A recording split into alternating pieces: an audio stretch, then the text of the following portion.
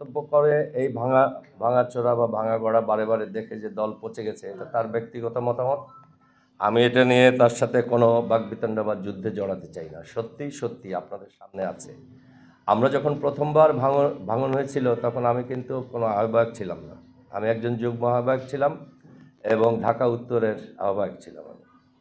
সেই সময়ে দল ভেঙেছিল নুরুল হক নূর এবং রেজা কিবরিয়া, যিনি তখন সভাপতি ছিলেন।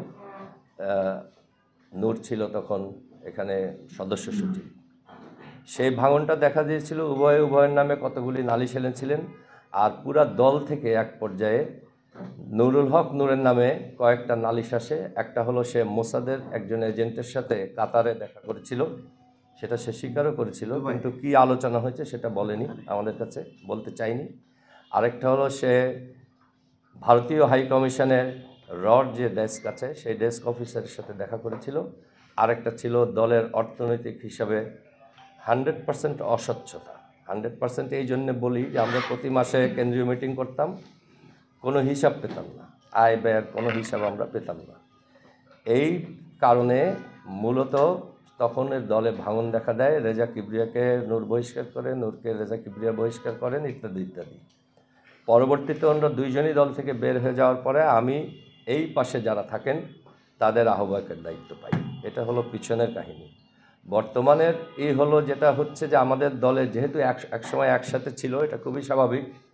আমরা একে অপরের বন্ধু, আমরা শত্রু না।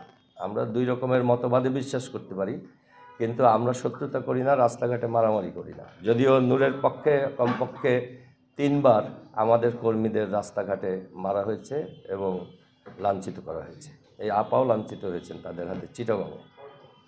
তো এখন যারা আমরা একসাথে ছিলাম এক সময়, তাদের মধ্যে একটা বন্ধুত্বপূর্ণ সম্পর্ক আছে, প্রায়ই যোগাযোগ হয়, আমার সাথেও হয়। সেই যোগাযোগের সময় এখানে যারা পুরানো ছিলেন তাদের মধ্যে কয়েকজন মনে করেছেন যে ওদিকে গেলে এখন ভালো হবে, তাদের বিচারে সেটা ভালো হবে কি হবে না আমি বলতে পারবো না, আমি ওই বিচারে কখনো যাইনি, আমরা গিয়েছি নীতির বিচারে। এই ভালো হবে যারা মনে করেছেন তাদের মধ্যে কয়েকজন এখন আবার গেছেন, তাদের সংখ্যা সর্বোচ্চ 8 জন। এই 8 জনে কেন্দ্রীয় কমিটির আছেন 3 জন, ঢাকা উত্তর দক্ষিণ মিলিয়ে বাকি 5 জনে, মোট 8 জন গেছেন। এখন তারা কেন গেছেন? দল কিন্তু ভাঙেনি। আমাদের একটা দলের মাত্র 8 জন সদস্য গেছে। 8 জন নিয়ে তো দল না, বা এক ফারুক হাসানও দল না। কাজে দল ভেঙে গেছে, দল একত্রিত হয়ে গেছে শুধু ফারুক হাসানের কারণে।